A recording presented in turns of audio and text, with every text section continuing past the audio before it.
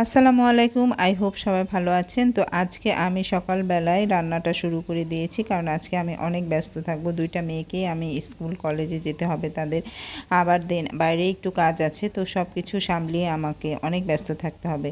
তো এখানে গরু মাংস বসিয়ে দিয়েছি, একটু কষানো হয়ে গেলে তারপরে দেন আমি আলু দিয়ে দিব। তো এই তো গরু মাংস, করলা ভাজি, মাছ ভাজি আর ডাল রান্না করব। তো তারই আর কি প্রিপারেশন। তো এর ফাঁকে ফাঁকে আমি ঘরের কাজকর্মগুলোও সেরে নিচ্ছি। এই তো আমার আলু দিয়ে কষানো হয়ে গেছে, এখন আমি ঝোলের পানিটা দিয়ে দেবো বেশি করে। গরুর মাংস একটু সিদ্ধ না হলে কিন্তু ভালো লাগে না।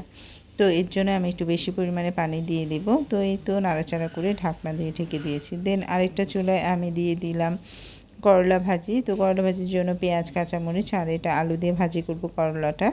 তো এই তো হলুদ এর গুঁড়া একটু দিলাম, দেন লবণ দিলাম, দিয়ে দেন করলাটা ঢেলে দেব।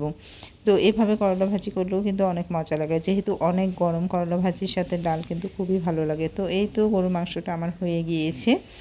দেন এই তো দেখেন আমার চাচা এসেছে। তো চাচা এসছে, তালের রস নিয়ে আসছে, আমরা নিয়ে আসছে, চালের গুঁড়ি নিয়ে আসছে, দেন ওদের জন্য আইসক্রিম, চিপস এগুলো নিয়ে আসছিল। তো এই তো আমি একটু তালের রস জাল দিচ্ছি। তো চাচাকে আমি এগুলো দিয়েই খাবার দিলাম। সে অত রিচ ফুড খাবে না, তো হালকা পাতলা খাবারই রান্না করেছি। তো সবাই ভালো থাকবেন, দোয়া করবেন। আল্লাহ হাফেজ।